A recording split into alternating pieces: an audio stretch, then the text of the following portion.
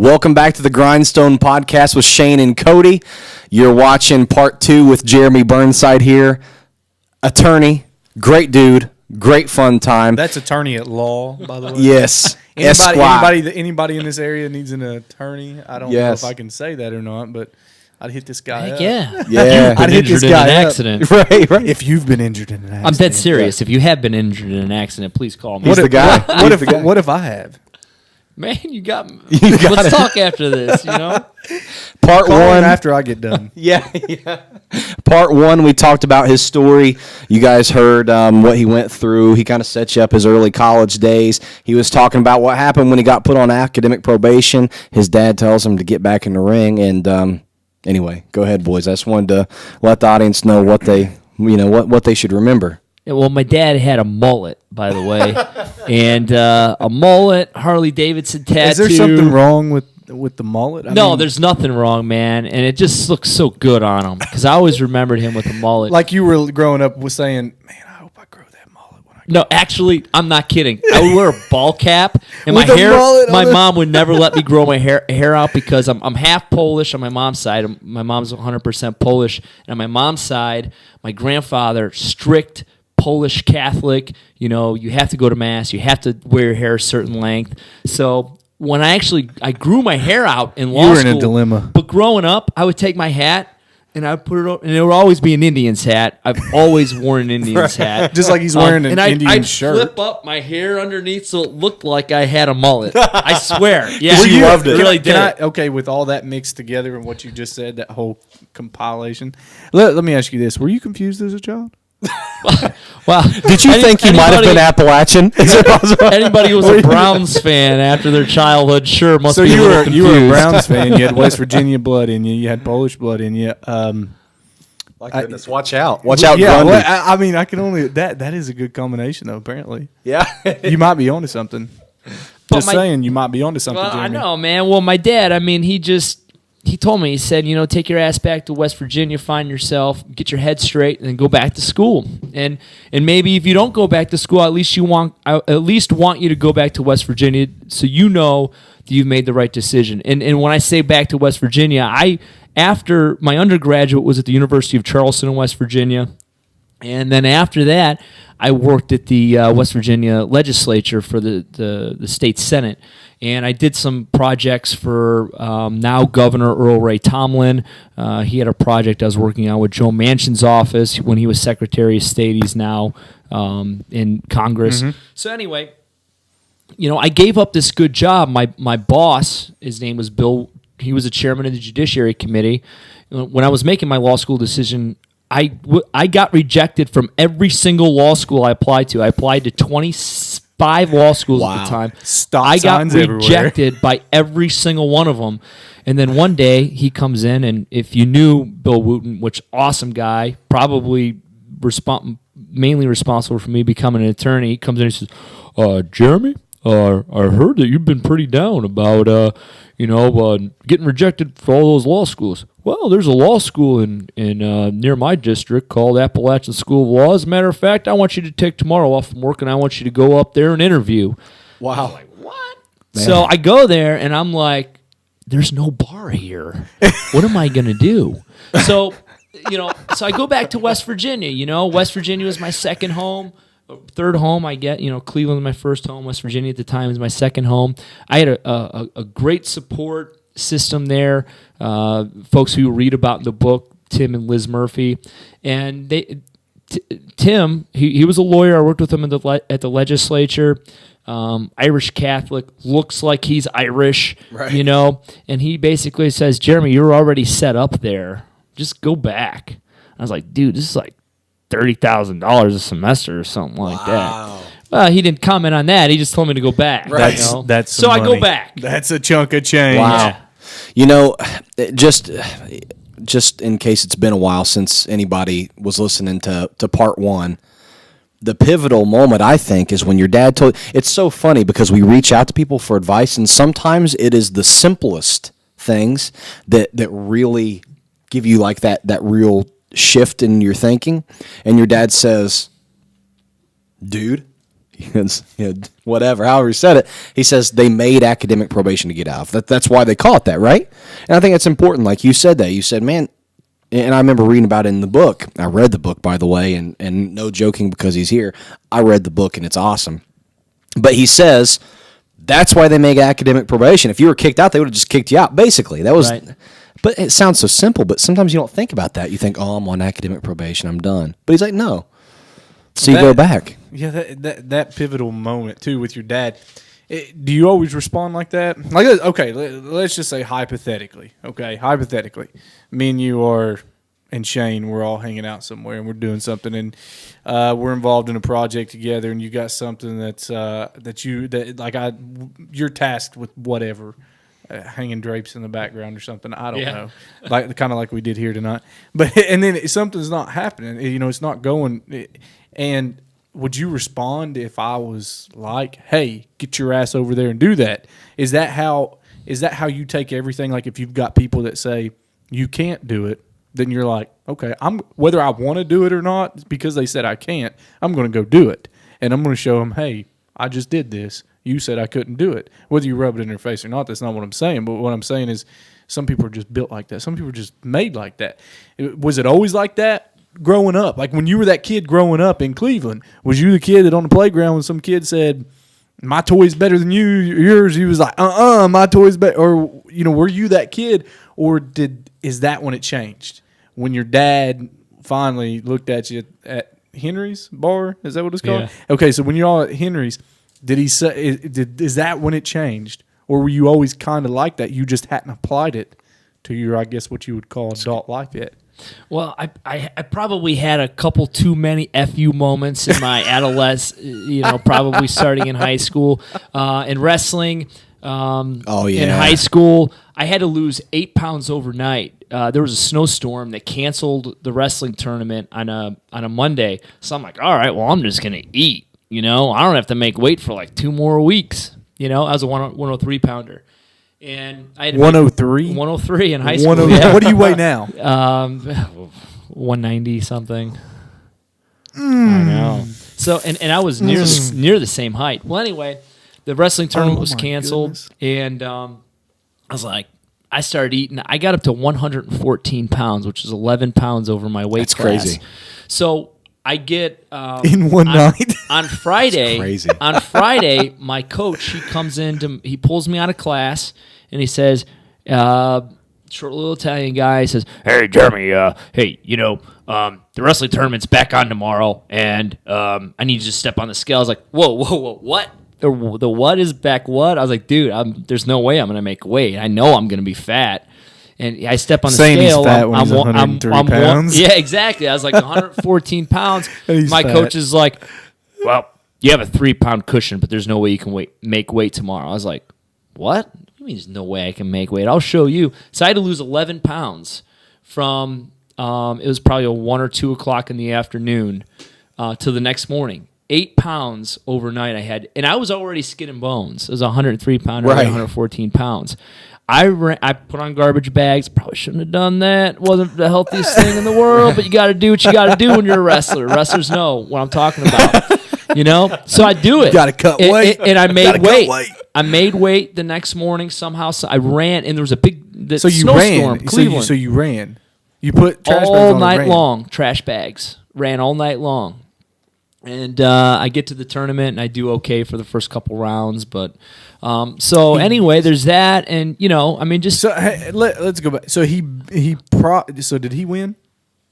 My coach? No, whoever you fought, whoever. I made it to the finals. But you did win at some point. I beat the top seed. Okay. I pinned him in 20 seconds or something like that. But other than I lost in the finals. Okay. Do you think that if you hadn't have had to have ran with trash bags all night long through the city of Cleveland, that you would have won that? I can't speculate, but I'd like to think that I could. I can only imagine. I can only imagine you getting in there and just being so tired, man. Well, the snowdrifts are pretty high. That's too, so hard on it's your not like body. you could just run. Your legs are clicking. It's like Rocky in Rocky 4, where he's got to lift his legs up in those snow. So that's kind of like what it was. You were a competitive kid, though, right?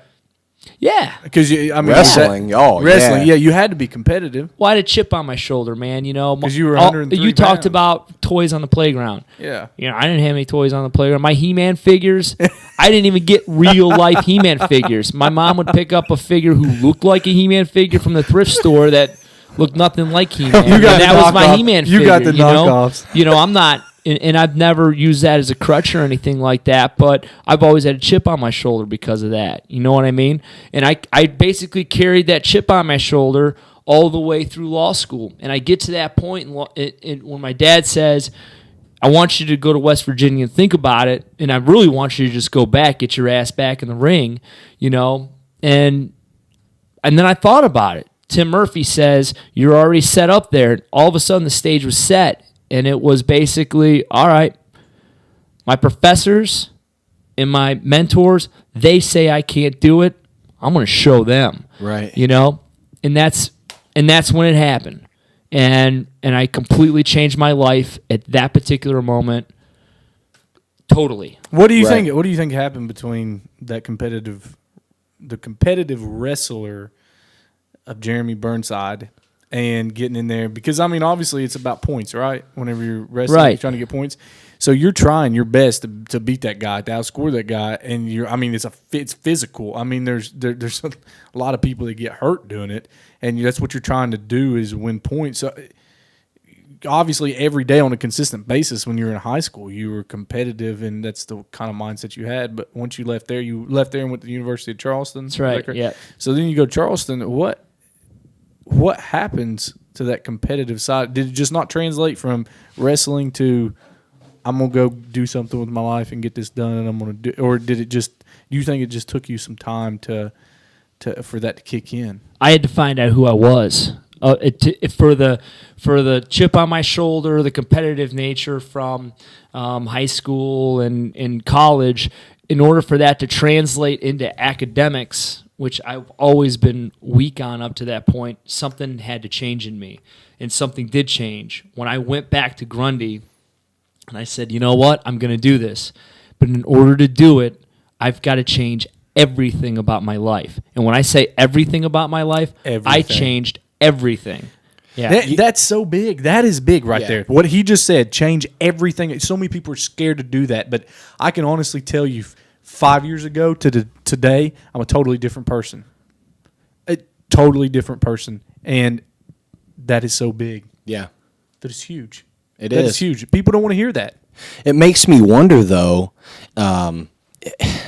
So, I don't know. I have a couple thoughts about this. Number one, it makes me wonder, does sometimes it take something big before you realize that you ought to get that, get that kind of chip back on your shoulder?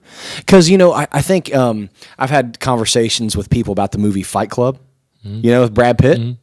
That's a good movie. Oh, that's a good flick. Yes. And, but it has this real deep meaning. you're not supposed to talk about Fight Club. That's true. But it makes me wonder, because I've had a lot of conversation with my father-in-law actually about the movie Fight Club, and we always talk about how, in ways, the adult world, it kind of gets tame. And so, like, if you're a kid with this, like, untamed, like, rough side to you, this chip on your shoulder and wrestling, so you're physical, and, you just got this chip you're carrying with you every day. Sometimes the adult world is so tame, it takes something, like, you really, really have to shake it up before you can, like, realize that, well, you're going to get into a book, like, before you can get into that, like, war mode. Like that real fight mode. Sometimes it takes like something big, because you can go through every day with, college and certain things, and it just, I don't know. I mean, sometimes it's hard to acknowledge the challenge, and you can just get, sucked into kind of that boring, complacent. Getting by. You give up on things when you've never given up before.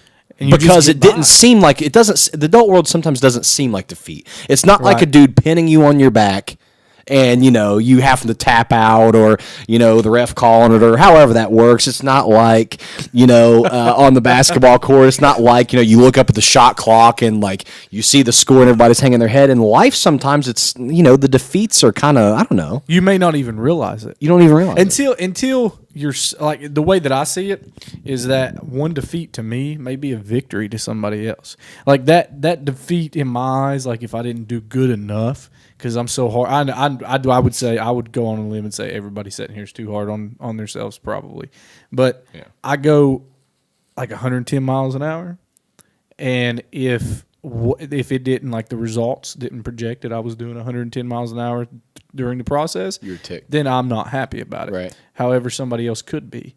And I think finding that, because some people, like in your instance, the fact that they made it to law school, and if they can barely make it out alive is okay, and they really don't care. But for you, something changed, something happened, and you were like, I'm fixing to tear this stuff up. Right. Yeah, right. I'm fixing to make this Right. happen. I'm Right. fixing to do this. You know what's killing me though is, so we got a few minutes left in part 2 here, but what's killing me is you decide you're going to fight again. You're going to get that chip back on your shoulder. You know, I'm going to show you. And you talked about, was his name Pat? Tim. Right? Tim? Yep. Okay, Tim. He's in the book, and Jeremy was talking about him. He was, they were a couple. Just for those of you who haven't read the book yet, who kind of, I don't know, they were almost like your surrogate parents there in Charleston, right? They kind of gave you a spot to be, gave you some pointers, made sure you were fed every now and then, They looked did, after that's you. right. But so they everybody just tells you can't, and at that point you're like, it's on. Whatever, it's on. I'm going to do this. Your dad tells you get back in the ring, metaphorically, but also to your life. It kind of had a little bit of a, symbolic thing because you're a wrestler all your life. How do you end up in the bathtub? It's killing me. In part one, we talked about the bathtub. And it's, How did you get in the bathtub? I are mean, we a long way away from that? We're a little bit away from it. Let's take our time. But what happened was when I got back to Grundy, I told myself I got to everything I do has to be for studying. That's it. I've got to find a way to do this. And at that particular point in time, I was thinking, I got to do everything for studying. There's an underlying thing that I've been missing this whole entire time that I find in the book. But at that time, it's January. Don't give it away. Don't give it away. It's the 15-year anniversary from the drive when John Elway marches down Cleveland Stadium and throws that touchdown pass, and it's the 15-year anniversary of the drive.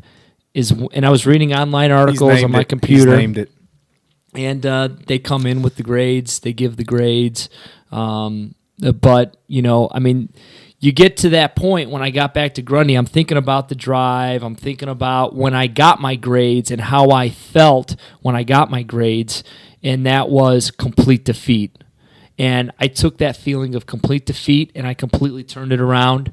I told my roommates I was moving out of my apartment. I was going to live in an apartment far away from anybody. And it was just, even if it was in a cave. So now you didn't care about there's not a bar there. Now you were caring about other things. That's when you right. first went to look, there's not even a bar here. And now you're like, Yep. Right. I got to get out of this room with my buddies because this ain't going to work. And there you go. We talked about in a little bit ago how it could either be a curse or blood. It could be either bad or good. And there, all of a sudden, this desolate area. So you moved. It's kind of the perfect spot. for you. Okay. You moved out, and I had the coolest roommates in the world, by the way. But yeah, they were super cool, and I had a perfect setup. I was in the old law office of the Buchanan County sitting judge. Wow. So I was like, I'm moving. Right. I'm sorry. I had to pay most of my rent off because I was in a lease. I didn't care. I knew at that point I was going to have no money at least a month from. So the only thing you could do is study. Yeah, exactly. Okay, we're going to stop you right there. All right. Because that's the end of part 2. Yeah. Tell us to end it. Tell us to end 30 seconds. That's all you got. What all did you lose out of your life? What did you decide to dump right then? Well, go. The best-looking girl and best girlfriend you could have in law school. She was awesome. I broke up with her, and I also I told myself no communication with any human being ever. Wow. The rest of the semester, and by God, I was gonna live. We're going to talk about that. Heck We're going yeah. to talk about it when we come back. Ever. Part 3, we're coming back, guys. This is the end of part 2. We'll be right back with you with Jeremy Burnside. Come back.